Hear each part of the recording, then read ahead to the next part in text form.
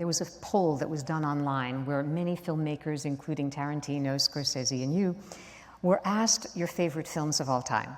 And I think I contacted you around that moment because when I read your top 10, I couldn't believe that you placed at number 1 the same film that I would have placed at number 1, but that probably no one else that I knew would have.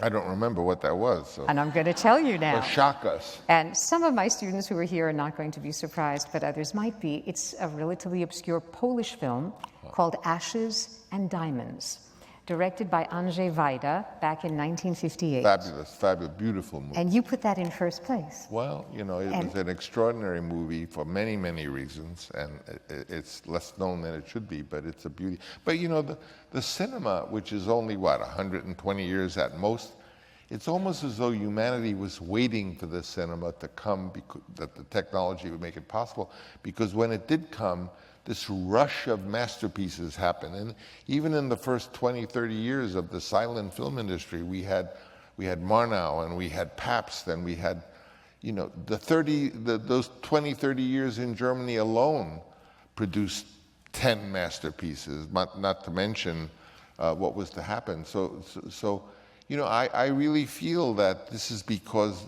humanity yearned for the cinema. Goethe would have been a great filmmaker because he was both a scientist and a poet, and he just didn't have the camera and the sound, but he would have done that. And he was a playwright and a child of the theater and a puppeteer as a child. So humanity waited for the cinema. When it happened, it just burst out.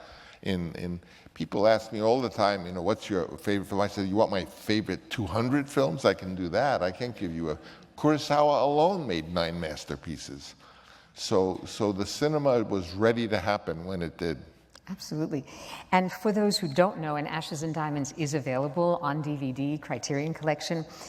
It's a film that's set entirely in one place, one time. It's the end of World War II in Poland, the last day of the war, a small town. And you would think that on the last day of the war, cause for relief and celebration, but the factions within Poland, the Red Army on the one hand and the Polish Home Nationalist Army on the other, are still fighting. And it stars Zbigniew Cybulski, who was this incredible charismatic. He was like the James Dean before of the time, and like James Dean, he died young in a train accident, I think. Yeah, he was running for a train. Very charismatic, wonderful actor that would have got, you know, it's always a tragedy when these actors die young because you wonder what would they have given. He was a unique, wonderful actor. Yeah. And he is also the star of another film about which you and I have been in contact lately. I'm writing a book about the films of an even more obscure Polish filmmaker named Wojciech Has, H-A-S. And his best-known work, I guess, in this country is the Saragossa manuscript from the mid-1960s. It's like a trippy film, a story within a story within a story within a story, starring Zbigniew Cybulski. It was the favorite film of Jerry Garcia of the Grateful Dead. And who looks like me. But I know that... and was my friend. And Jerry Garcia, apparently, all he wanted was for a print of the film to be donated to the Berkeley Film Archive so that he could see it whenever he damn well felt like it. And you and Martin Scorsese stepped in, and I believe you financed the restoration and the purchase of the print. Anything to do with finance, I don't remember. But I'm sure we made it possible for him to have it. And you saw the Saragossa manuscript at that time. It's a fabulous film. And do you remember anything about it that struck you? Well, it's a total trip, you know. It is, as she explains, it's you going and you're getting a story, and then they come upon something and they open it up, and then there's another story that happened before. It's just like the Russian dolls. It's wonderful, a wonderful trip to see. Yeah, and that's available on DVD too. And one more question related to Polish cinema. There was a clip just now, or a few scenes from Dracula, and you chose as the composer for that film someone whose name means a great deal to me, but probably less to the audience, Wojciech Kilar, K-I-L-A-R. This is the Polish composer who had worked with Wajda on Promised Land, Zanussi. He also scored for Kieślowski Blind Chance and for Polanski, The Pianist. What made you choose Wojciech Kilar? Well, I was very interested that Poland, during its period of during the period of Soviet, one great thing it did is it really subsidized composers. And there are some absolutely great. You know of some of them. But there was a especially great Polish composer named Lutoslawski, if I'm pronouncing it right. And his work is just beautiful. And I went to him to do it. And he said to me, he says, well, how many minutes of music do you need in this film you want to do? And I said, well, I don't know, maybe 20 minutes, all in all, maybe a little more or less. He says, well, it takes me a year to write a minute. So I figured, well, I'm barking up the wrong tree here. He was a very petite man. If you don't know his work, I hope I'm pronouncing it right. He's a magnificent composer. And so while I was on that direction of wanting a Polish composer, because Polish contemporary classical music is so, extraordinary, then I was introduced to Kilar and collaborated with him. And he did 2 or 3 other movies. I think mine, or the Dracula movie was his first that he did for an American film. That's right. And then he did with Polanski The Ninth Gate before The Pianist. But again, Polanski was born in Poland. Polanski's Polish, so he... Yeah. And working with him, was that any different from working with the composers here? Yeah, I mean, it was a little bit like Lutoslawski in that he didn't write a lot of music. He wrote like some great 2 or 3 themes. You see them in every trailer that has come out, that they just use that. But that was it. You got so many notes of music, and we went crazy trying to say, well, we can use it here, and we can go in the mix and eliminate everything but the clarinets and use it there. He had 2 or 3 cues, and that was it. We made the whole movie out of these few cues. In fact, my uncle, Anton, that I spoke about, was the conductor of that. Wow. Conducted the recording session. Well, music seems to be constantly interweaving in your family as well as your work. Interestingly, my grandfather, Agostino Coppola, was the engineer and designer and machinist who built the Vitaphone, the first machine that made movies talk. And so my little granddaughter, Gia, who made her film recently, who's 28 years old, made Palo Alto, is the 5th generation of the Coppola family in the movie business. Wow. And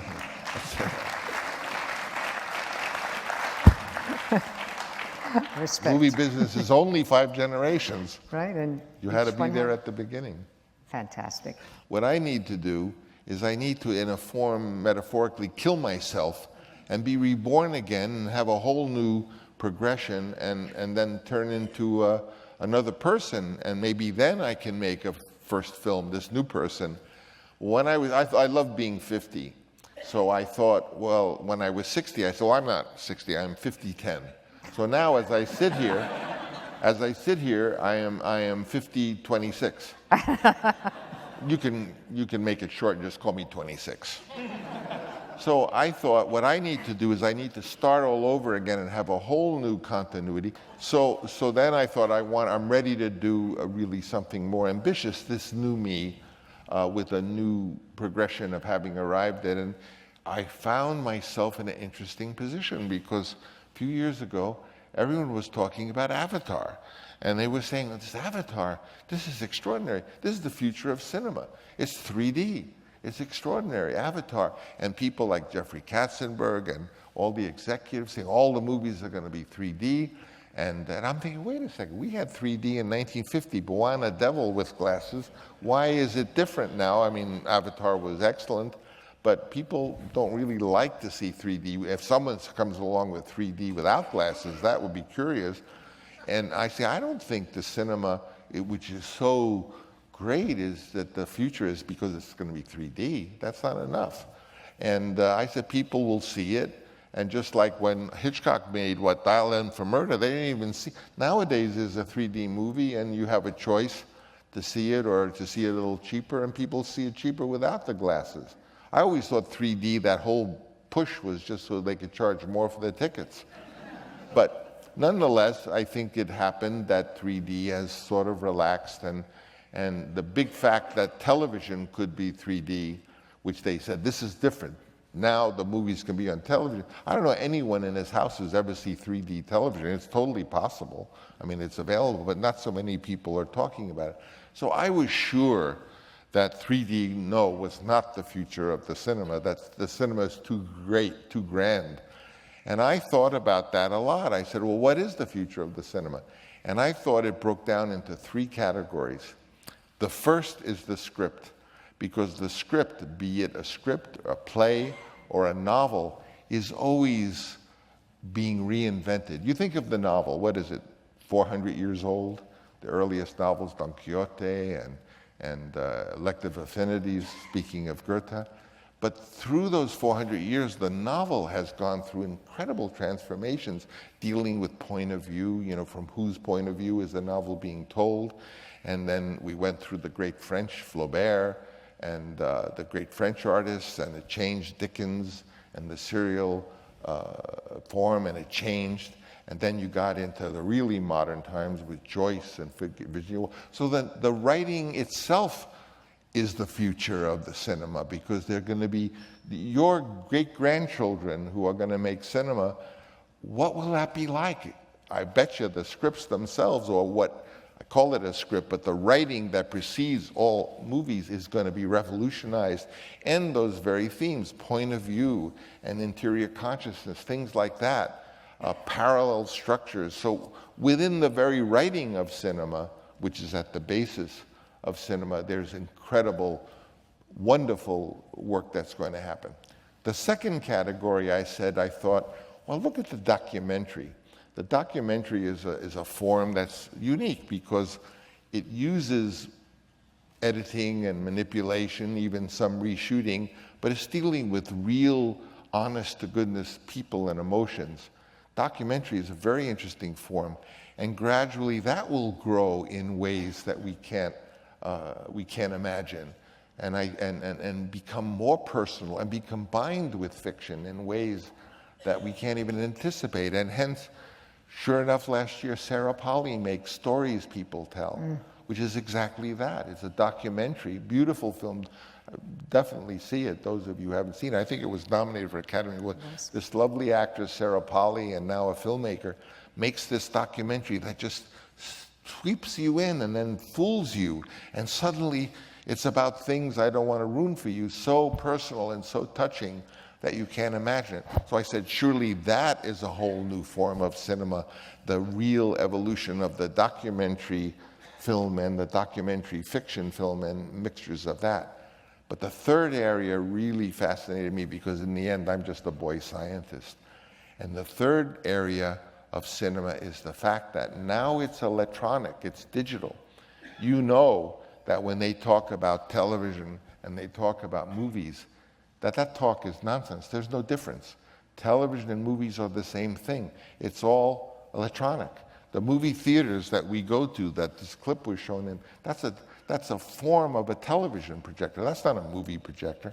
Well, if it's and the cameras that shoot it are digital and electronic, and the editing is is a computer.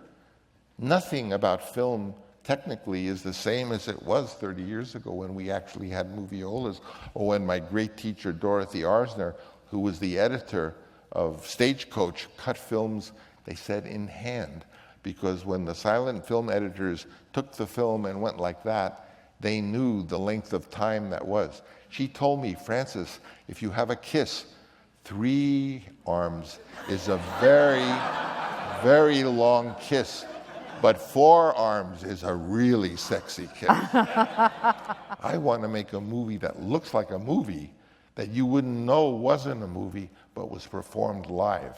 And when you sat in the theater and saw it, you were not seeing canned art, you were seeing a living performance.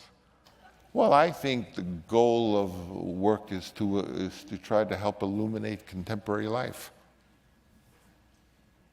So other people who are living and facing the same complex emotional and familial and change can have some clearer vision, and you do that by being the test case. You go through it yourself with your heart in all those institutions that are changing: marriage, religion, education, journalism, and try to shine light so that other people can better go on their adventure. You know, I know, I'm not dumb. I know at age 76 people think that I'm a acclaimed person and stuff, but I tell you, when I was making those films back in the days of even The Godfather and Apocalypse Now, I felt so rejected and so and we got terrible reviews. And I remember I had won 5 Oscars, and nobody would let me make Apocalypse Now. Nobody would give me the money. No actors would be in it. Nobody would say, well, he did an okay job on that. Let him try this. And I took my 5 Oscars and I threw them out the window of my house, and they went down and they go mangled and broken. And my mother went down and picked up the pieces, and she went to the Academy and said, oh, my poor son, the maid was dusting the Oscars. And they were all gnarled and twisted, and she got them replaced, I'm happy to say. But that's how it felt to me. I felt so, the reviews for Apocalypse and the reaction, you know what it's like to get that kind of.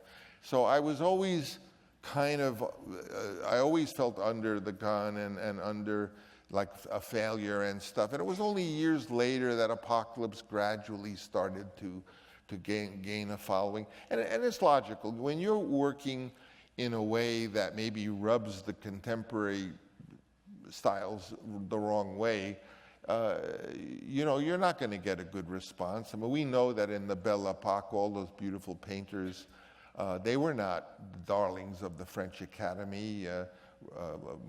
Manet, Monet, all of those people, the ones who were, we don't even know who they were. So sometimes when you're trying to always look for the other expression, you have to take a lot. And I was always very depressed. I didn't know that later on people would like some of this stuff. So the second question, I didn't feel very recognized. So that answers, I think, the second part. The third part was what? The confluence of social media, online. Well, that's the fourth part. I know you have something specific in mind, and I am interested in knowing everything. I love to learn. It's my favorite thing. Learning is the one pleasure. Drinking, you get sick and old. Chasing girls, your wife is mad at you and breaks your heart. Eating too much, you get fat. So learning in music is the only thing that you really get pleasure from that doesn't bite you back. The things you get fired for when you're young are the same things you get Lifetime Achievement Awards for when you're old. And it makes sense because you're rubbing the culture the wrong way and they don't like it. But later on, the avant-garde art of the 20s becomes the Knoll furniture of the 60s. So that's what artists partly do. They are the headlights of society, and with their hearts, they're in new territory. I always think of who was that first director who really did the close shot. What guts and what flack he must have taken. Ultimately, movies come down to acting and writing. So it's one of the most important parts. That's why interesting, have you ever thought that of all the various people who become directors, editors, photographers, assistant directors, writers, no one is more successful than actors. There are more actors who have become great directors than any other field, I think.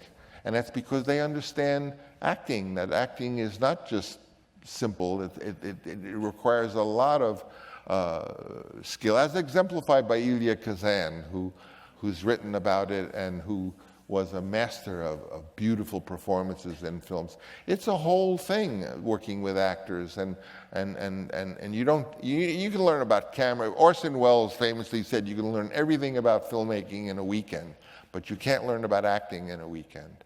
I mean, Marlon Brando was an extraordinary person to work with, but it was magical. It wasn't. You didn't talk acting stuff with him. He'd come in and go, and that meant where is the shot, and he and I would work with him through props. I would put little salami out, or I would take a cat and just but not words. I would never talk about acting stuff. He would hate it if I talked about kind of acting talk. But I always worked with props and kind of offered him things that might help him in his. But he was a man of incredible intelligence, aside from acting, just as a human being, what he was interested in, what he talked about, what he observed. He was pretty remarkable. But no, I've had the blessing of working with great actors, and that's always been a big high point for me. I I can't think of any actor that I really didn't get along with. The studio didn't want Brando. And oh no, I was told by the president of Paramount Pictures, Francis, Marlon Brando will not appear in this movie, and I forbid you, as president of Paramount, to bring his name up again. And at which time I fell on the floor in a faint, and I I did it deliberately, and they said, what? I said, well, if I can't even talk about it, then what kind of director am I? He said, okay, you can talk about it. And then they said to me, finally, okay, we give you 3 conditions for Brando. 1, he does the film for free. 2, he does a screen test. And 3, he puts up $1 million bond, so if any misbehaving on the set happens, he is underwritten. I said, I accept. So that's what I had. I had that he had to do it for nothing. He had to do a screen test. How was I going to get Marlon Brando to do a screen test? And he had to put up a bond. So I talked to Brando. I didn't know Brando, but I think he was pretty down and out. He had been in a film called Queimada, Burn, by Pontecorvo, who made the great Battle of Algiers. And he was so not in favor that they really thought that if he were in the movie, it would be worse than if an unknown were in the movie. So with Brando, I talked to him knowing he was an actor. I said, you're playing an Italian. Maybe you would like to fool around a little and improvise some things to see if you could get the essence of an Italian. He was only 47 years old, and the character Godfather is in his 60s. So he, on the phone, I think he said yes, he would do that. And I made a date with him to go to his house and shoot a little, and do a little improvisation.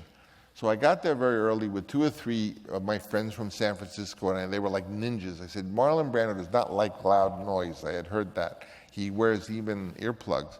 And so I want no one to make noise. We're going to go there and we'll do hand signals like ninja, set up the camera, and be ready for him. So we went to his house there on Mulholland Drive, and it was early. He wasn't up. The maid was there with this beautiful little baby, about 1 or 2 years old, I remember. And we set up our cameras, and I had in those days, little Sony Handycam that I had with me that was new at the time.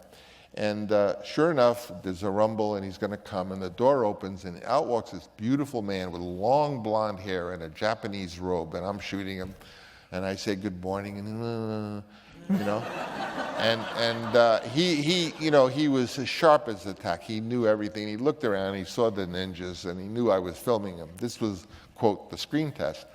But I had brought some Sazic and some Provolone and some Toscano cigars, and I had put these props around.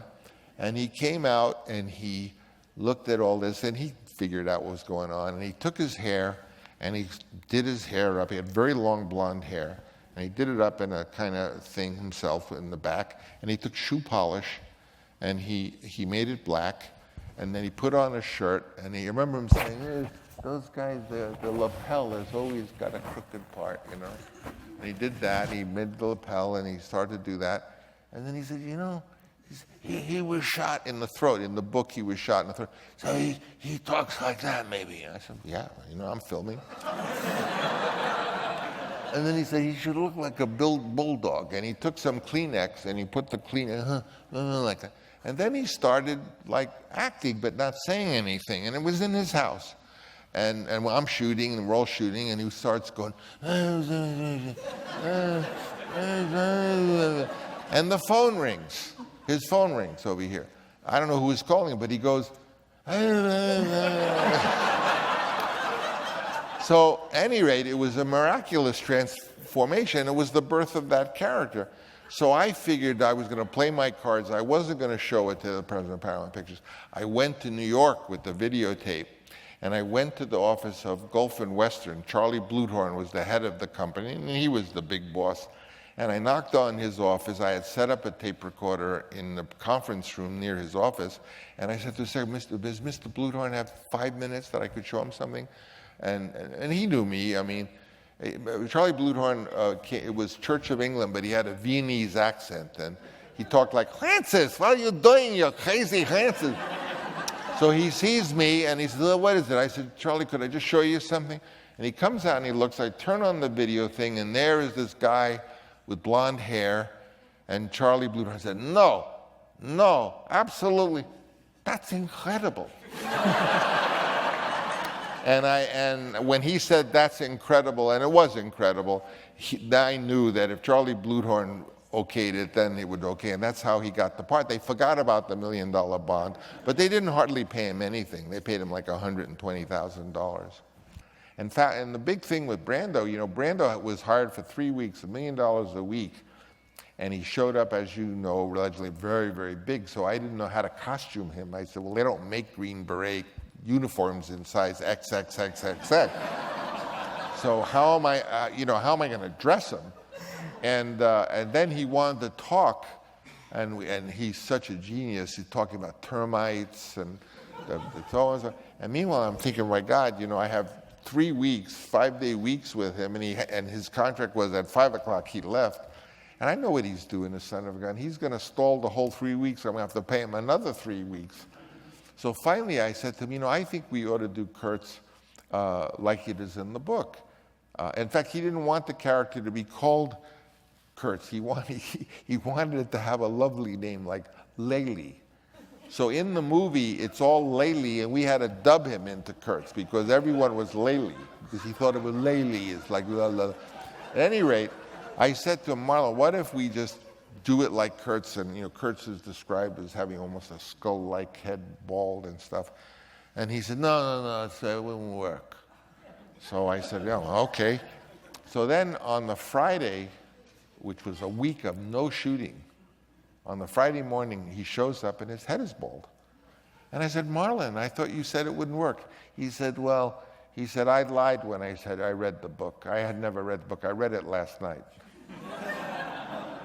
The secret of life is that when you're old and you're there and you're ready to go and you say, oh, I wish I did this and I wish I did that and I wish I did the other thing.